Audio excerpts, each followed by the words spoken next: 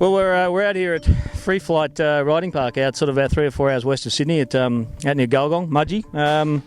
Kind of honoured in a way, you know. It's about 3 or 4 weeks ago was the launch of these new Husabergs two-strokes in Spain, and Transmoto's European correspondent Johnny Edmonds went out there and sampled the new bikes, new 250, new 300. So yeah, it's nice. I mean, we got one bike here with absolutely 0 clicks on it, and instant gratification. Andrew Hobbs, our Transmoto's ad man, couldn't help himself by taking the 300 out, so it's got about 7 clicks on it, I think. But essentially what you're looking at is the only 2 Husaberg two-strokes in Australia at the moment, and one of them hasn't been ridden anyway, so we're really looking forward to it out here today. We've got a bunch of real nice tracks. So just in terms of the bikes, I guess, you know, as you'll see, we've got a big article about the bikes coming out in issue 3, which is out late August 25.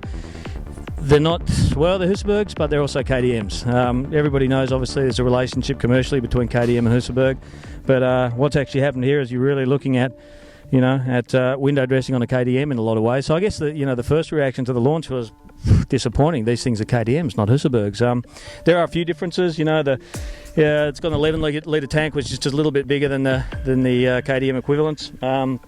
Shrouds are a little bit different, look very much like the 4-strokes, and they got a closed cartridge fork on the 48mm WP fork this year, so which is probably the main thing that's going to set them aside from a KTM. But you know, it's still got the same alloy subframe, so in a lot of ways it is the KTM with Husaberg branding. So, like I say, initially the feeling was a bit disappointing, but in a lot of ways, when you know, having talked to the guys at the launch, it was a pretty clever move. You know, they've got a reliable bike, they've got a fantastic looking bike, they've got great branding.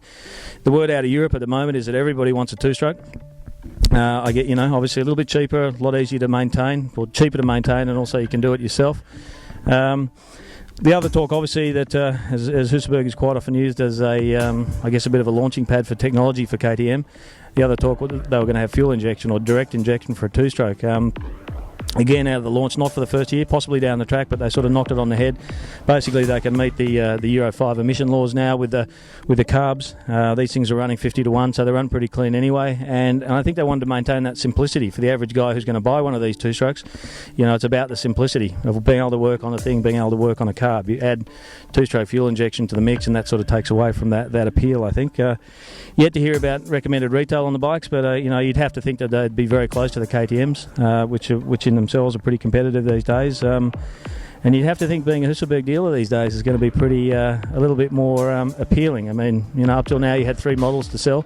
Now you've got a couple of 2-strokes in the range as well. So the likelihood is that you're going to appeal to a whole nother audience who you know, who like the 2-stroke. So we're going to go out there and have a bit of a crack. Freeflight's a fantastic complex here. The guy Steve Jacobs and his wife who runs it is just amazing. They've got the most insane motocross track out here. It's actually a supercross track. We've got grass tracks over the back. We've got enduro over the back there. We've got a kids track down there. We've got a sand track. So and we're here for a couple of days. So something tells me we're going to have a bit of fun on these bergs.